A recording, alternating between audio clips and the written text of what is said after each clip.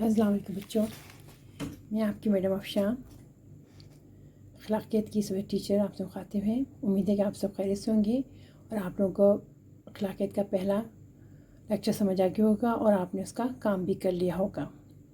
आते हैं आज हम अपने दूसरे लेक्चर की तरफ। दूसरा लेक्चर है हमारा ताउन। जैसे टॉपिक से ज़ाहिर है ताउन। ताउन के मायने हैं एक दूसरे से की मदद करना, एक दूसरे का ख्याल रखना, एक दूसरे की मदद करना। हमारी ज़िंदगी की तमाम ज़रूरतें इज्तिमाई कोशिशों से पूरी होती हैं।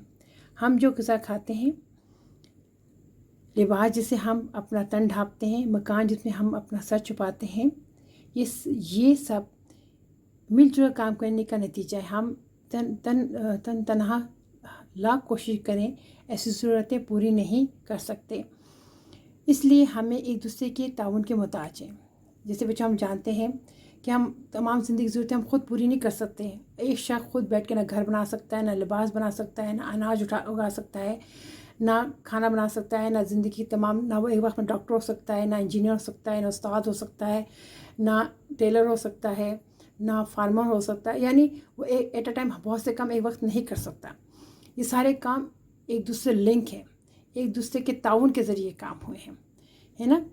हमारा खाना जैसे हमारे वालिद मुहैया करते हैं, वो कितने हाथों से निकल हम तक पहुंचता है। इसी तरह घर में जिसमें हम रहते हैं बहुत से अफराद से मिलकर बनाया है। लिबास जो हम पहनते हैं उसके बनाने में भी काफ़ी अफराद शरीक हैं। जिस तरह आप जानते हैं कि जैसे खाना है वो हम एकदम खुद नहीं खाते। खाना जो बाहर से बाज़ार से खाना, वो रॉ मटेरियल सब्ज़ियाँ आती हैं या गोश्त आता है, वो कौन ख़रीद के आता है? माँ बाप या वालिद ख़रीद के लाते हैं। उसको ख़रीद के लाने पैसा कहाँ से आता है? वो कमाते हैं, फिर वो खाना ख़रीद के लाते हैं। फिर आपकी माँ, मामा या आपकी बड़ी बहन जो भी है वो घर में खाना बनाती हैं, वो खाना पकता है, फिर हम खाते हैं। इसी तरह लिबास है, हमने वो लिबास ख़ुद नहीं बनाया होता।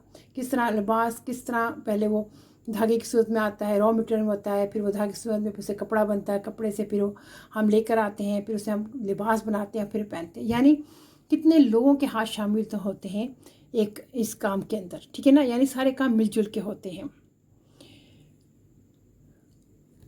अफराद के मजमे को माशरा कहते हैं। इसमें बच्चे, जवान, बूढ़े सभी उम्र के लोग शामिल होते हैं। हर शख्स की ज़रूरत उसकी उम्र के एतबार से होती है। इसी तरह माशरे की तरफ से हर एक की ज़िम्मेदारी आयद होती है जिसे पूरा करना उसका फ़र्ज़ है। आपको पता है कि अफराद के मजमू का नाम माशरा है। यानी सब लोग मिलते हैं, एक घर बनता है, घर से एक ख़ानदान, ख़ानदान से एक मोहल्ला, मोहल्ला से एक शहर, शहर से एक मुल्क, यानी और मुल्क से एक माशरा बन जाता है। पूरा माशरा होता है और उसमें सब लोग मिलजुल के रहते हैं। उसमें एक दूसरे के हकूक़ फ़राइज़ होते हैं जिनका ख्याल रखना सबका फ़र्ज़ होता है, ठीक है।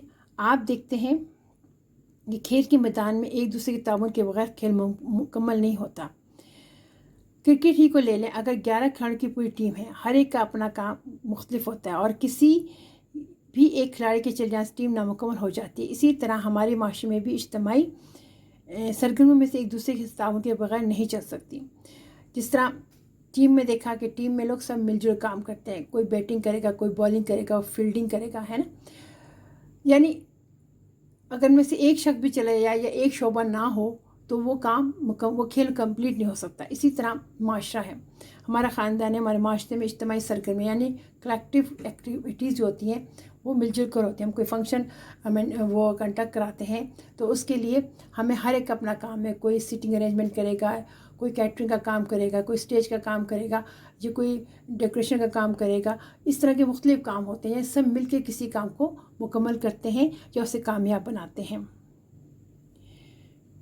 एक दूसरे की मदद हर जगह दरकार होती है, खवा खेल का ग्राउंड हो या तालीम का मैदान, खुराक की फराहमी हो या मकान की तामीर, हर जगह इज्तिमाई ताउन की ज़रूरत होती है। ग़र्ज़ के माशरे के तमाम अफराद की तरह हम में से हर शख्स पर भी ये ज़िम्मेदारी आयद होती है कि हम इज्तिमाई सरगर्मियों में अपनी बसात के मुताबिक हिस्सा लें।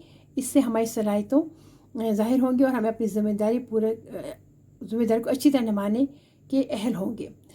अच्छा बच्चों, इससे क्या हुआ कि ख़र्ज़ माशरे के तमाम अफराद पर हर शख्स पर ज़िम्मेदारी होती हैं कि वो अपनी ज़िम्मेदारियाँ अच्छे तरीके से पूरी करें। हम जब एक माशरे में रहते हैं तो वहाँ हमारी जहाँ हकूक़ होते हैं, वहाँ ज़िम्मेदारियाँ भी होती हैं।